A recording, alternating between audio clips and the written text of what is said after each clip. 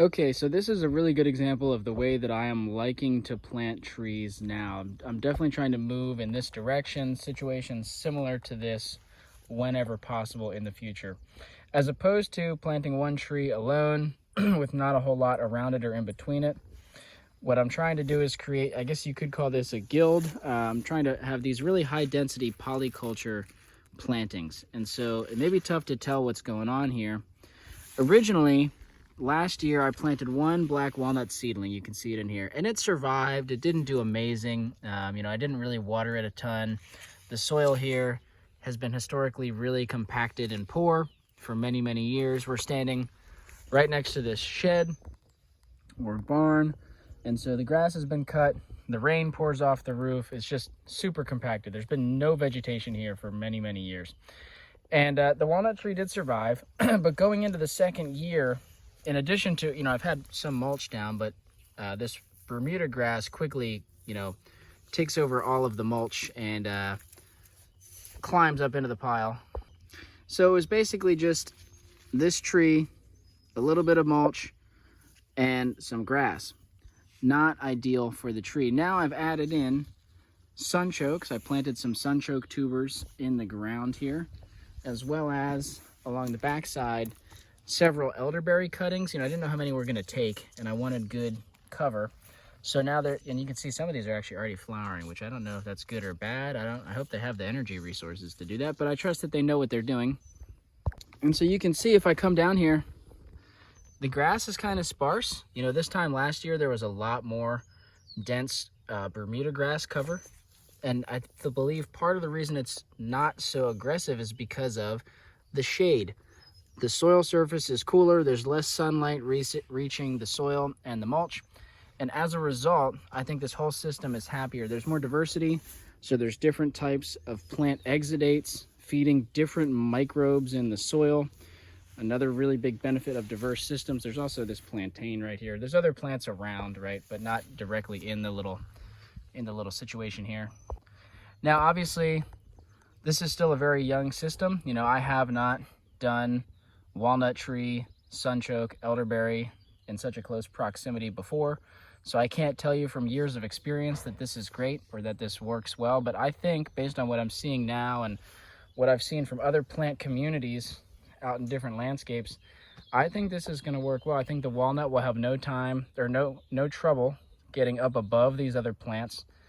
They will act as nurse species, kind of protecting the walnut with shade as the walnut establishes, and they'll kind of prevent some of the other grasses from moving in, which can be sort of hard for trees to deal with at a young age. I've talked about this before. Now, the other important thing is always planting dense. You saw I put a lot of elderberry cuttings there because I didn't know how many we're going to take. I also put a lot of sunchoke tubers in, and you never know how many of them, you never know how many of anything is going to take, right? There's a sunchoke there. There's two right here. I planted sunchokes about every 6 inches to a foot all along this whole line, going down to about there. If I turn over here, I also planted them going all the way to this telephone pole, but none of them came up. And so I don't know if they died, were they not hydrated enough, who knows? It's also very possible there's a lot of vole activity in here. They could have become food for other critters.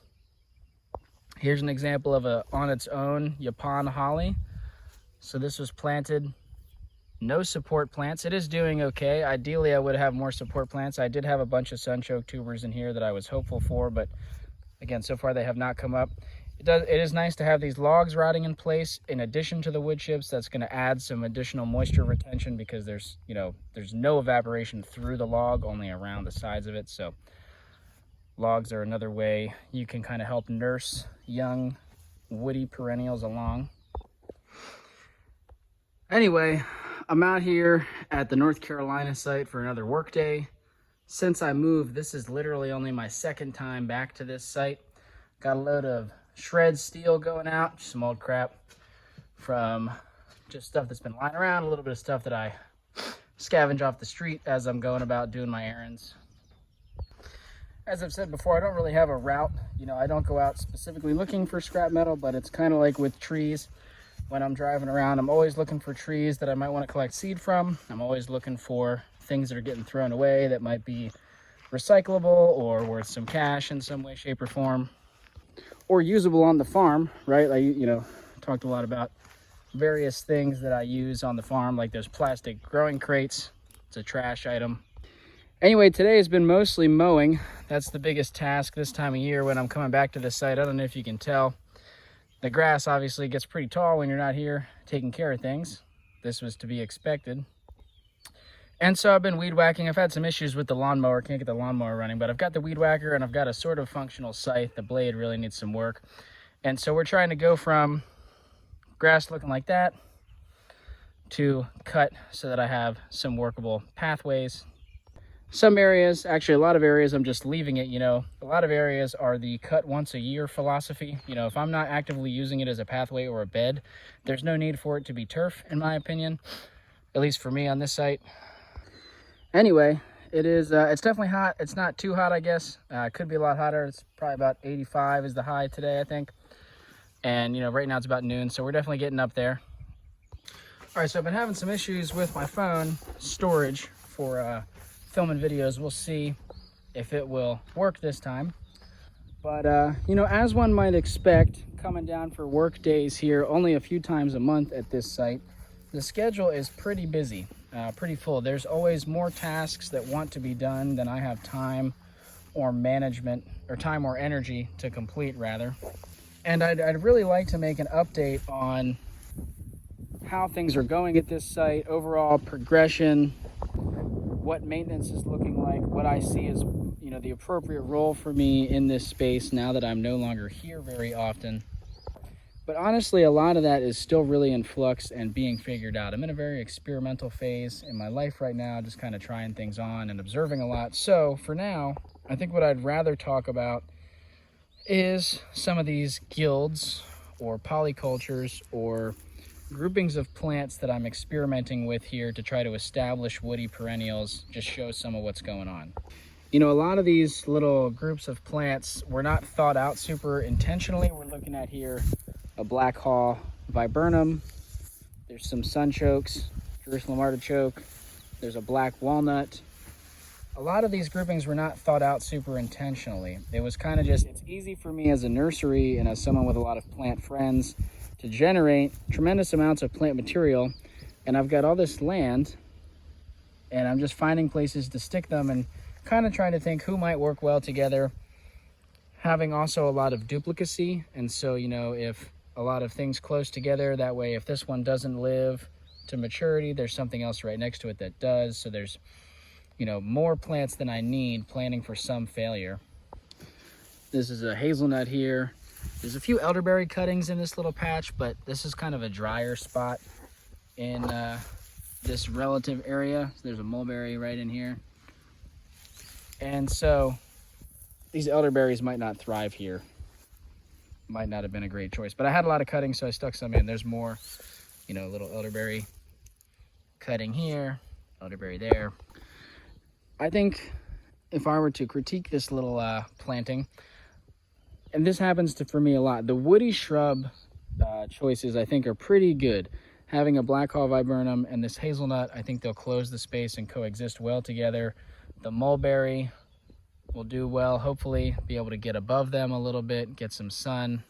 And then this black walnut as the canopy element that provides a dappled shade shouldn't be too harsh on these other plants. And at any point, if the black walnut's becoming problematic, I could cut it down. If the mulberry gets too competitive, I could cut it. I can choose which woody shrub I want, or which tree or shrub I want in the long term. I think the sunchokes are really good here. As I mentioned, the elderberries are maybe not the most appropriate choice, and I don't even know if they're going to thrive. They're looking okay right now, but I know they would probably prefer a little wetter, a little more high nutrient spot.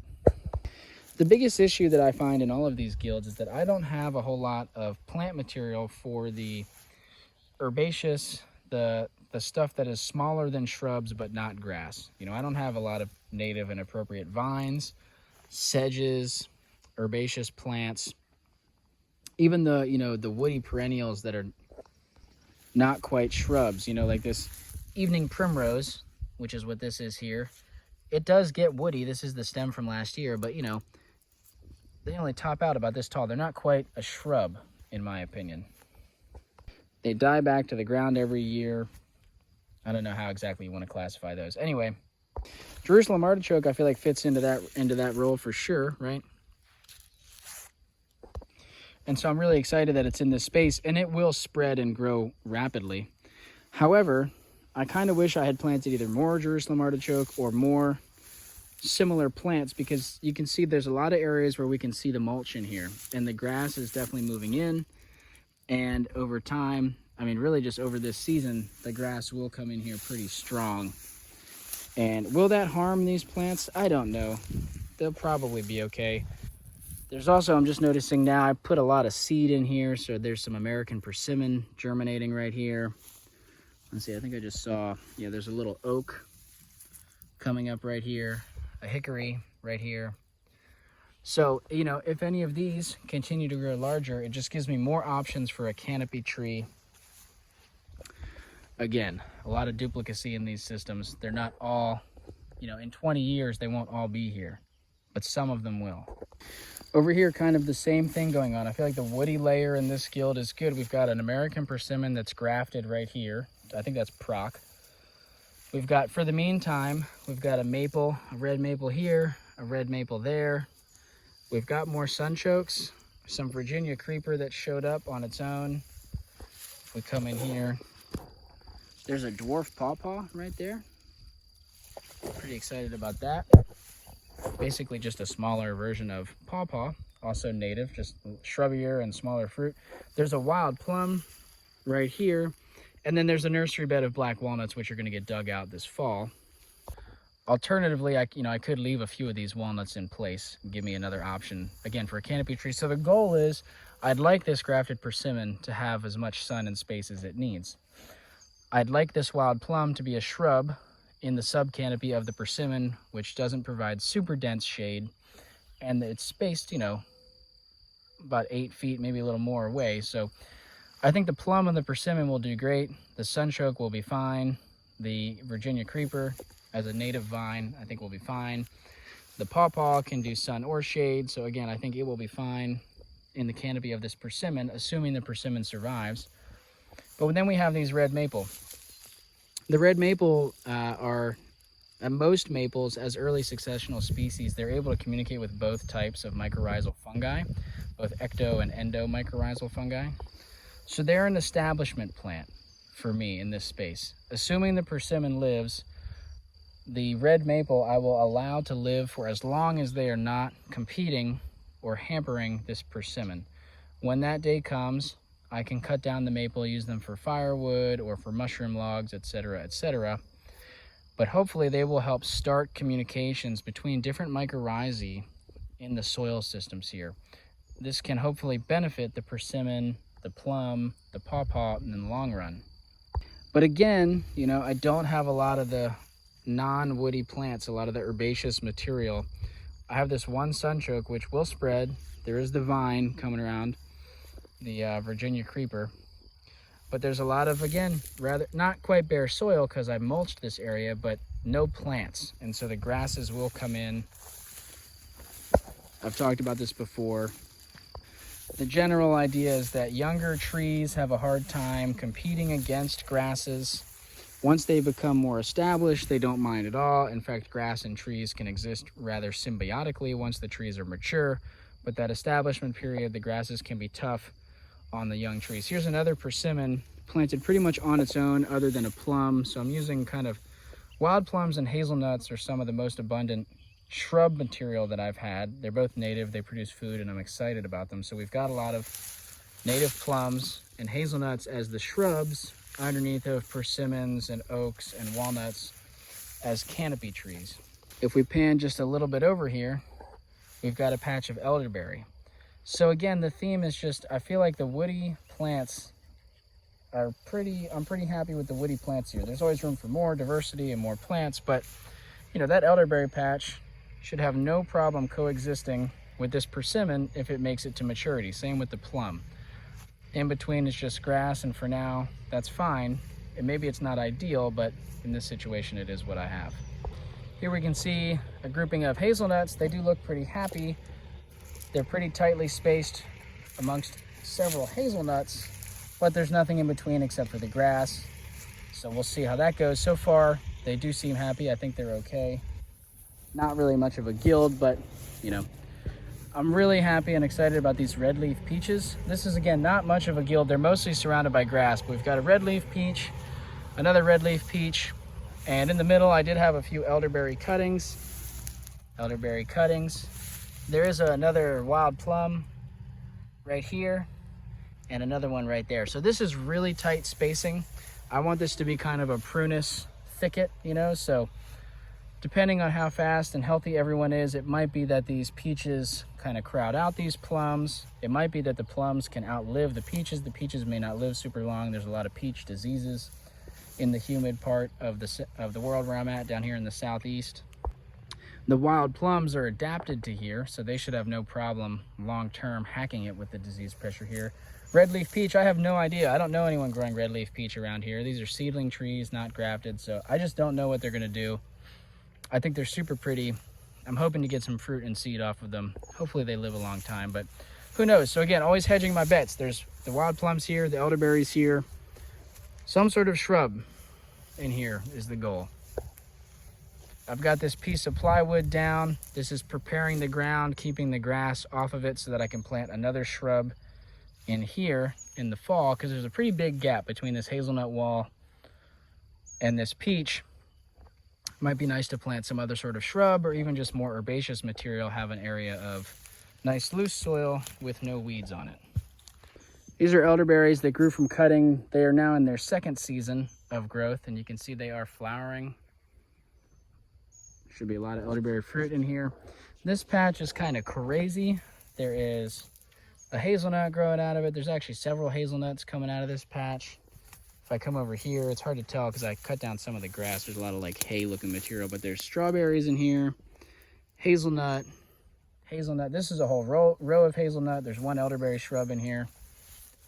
As I walk through, more hazelnut. So again, not a super complex guild. It's hazelnuts, elderberry, some strawberry, and some grass. Definitely a lot more room for diversity, but the cool thing about this little polyculture is that I got the density right, I feel like. This is the density that I want. Within 1 year from planting all these shrubs, you can't see the ground in most places. There's not a whole lot of spaces for weeds to germinate. There's not a whole lot of space for grass. And that is partly because, you know, I did a pretty tight spacing. These hazelnuts I put on like 3-foot centers. Same with the elderberry cuttings, and then I just had the strawberries in between the centers. There's a strawberry right down here. Not quite ripe yet. The collards I grew last year are going to seed. I've been down here a handful of times since I moved at the end of April, and I brought back a bunch of seed, basically cut off a bunch of stalks. So I have a bunch of stalks drying in Bassett, the new site in Virginia, and I'll be collecting seed from those. So I did get some seed out of this patch. Now you can see, as we come this way, I didn't plant anything on this side. And even though I mulched it, I haven't been here to weed or put in new plants. And other than the strawberries, there's not a lot here taking up space. There's this one hazelnut. So anyway, just some thoughts on plant guilds that I'm excited to be working with. A little bit of an update on what's going on at the North Carolina site. Just, you know, coming down here a few times a month for work days. Mostly what I'm working on is cutting grass when I come down here. That's the biggest thing, you know, maintaining fence lines, areas like this where there is a heavy amount of poison ivy, trying to prevent it from getting to be too crazy. You know, poison ivy is a native plant. I don't mind it being here somewhat, but in spaces where I'm trying to establish edible, you know, food-bearing plants, I don't want poison ivy crawling up on top of everything. So a little bit of poison ivy control pretty much every time I'm here. Kind of a losing battle, but just trying to stay on top of it. A little bit of weed whacking, fence lines, pathways, that sort of thing.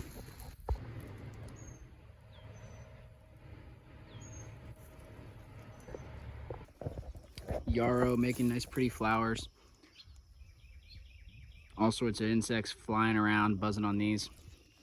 Anyway, as I move forward this season in management and then coming into the fall, establishing many more trees and shrubs, both here and in Virginia. I'm really excited to expand on this type of idea what we talked about at the beginning with high diversity, high density, shrubby and herbaceous plants. And in the middle, here's the walnut here, the canopy layer. How can I add diversity to that? How can we do more of that? What are the combinations that work? What new plants can we experiment with in combinations like that? I've talked about this one before. This might be the last example I do today. Black locust here, and in the shade, there are some little white oaks. You can see they are getting nibbled pretty hard by insects, but I think pretty good chance. Also, there's a squash there that volunteered. Pretty good chance some of those white oaks will live. We did the same thing right here. Black locust. There's a white oak right there. So, the other thing I'm excited about is planting more from seed. Here's we have a little hazelnut, just a little one that went in, another sunchoke, a black locust. I popped in some hickory seeds, so there's a hickory germinating right here, and then a whole patch of evening primrose, and there's a little bit of lamb's quarters in there as well. Another oak, I believe this is a white oak right here. So I want to get back to that train of thought of planting from seed, but as I was walking to some other places where I started seed, I was like, oh, maybe we should talk about this guild. And there is the seedling hickory in there. This white oak went in as a transplant, actually, so there wasn't a whole lot of direct seeding in this patch. But again, just a different example of a little grouping of plants here, guild, if you will. The white oak is a potential canopy tree. The hickory is a potential canopy tree.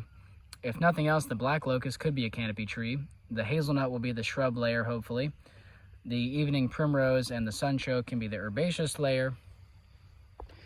And I think, like all these, there is definitely room for more diversity. You can see the ground a lot of places here. I definitely could have planted more densely. I'm also noticing, I guess I stuck some persimmon seed over here. I thought I stuck stuff more towards this way, but there is this, I'm fairly positive, is American persimmon germinating. I definitely know I stuck persimmon in here. So another canopy option. Oh, and at the end of this bed is a redbud. Now I had scattered a lot of seed here. I wasn't here to really water stuff in, so germination was kind of, spotty, but there was definitely other herbaceous seed in here. The main thing I'm seeing germinating is the evening primrose, and as I said, the germination's kind of spotty. But yeah, redbud is another sort of shrubby, small tree layer at the end of the bed there that can tolerate some shade, because there is some shade from this cedar tree. Another example of some direct seeded stuff here. So I planted this pawpaw as a transplant, but then I also direct seeded some white oak. There's some Kentucky coffee tree going on in here, and some black walnut over here. So the idea being, this pawpaw will have some time, because it was planted at a larger size ahead of these direct seeded trees.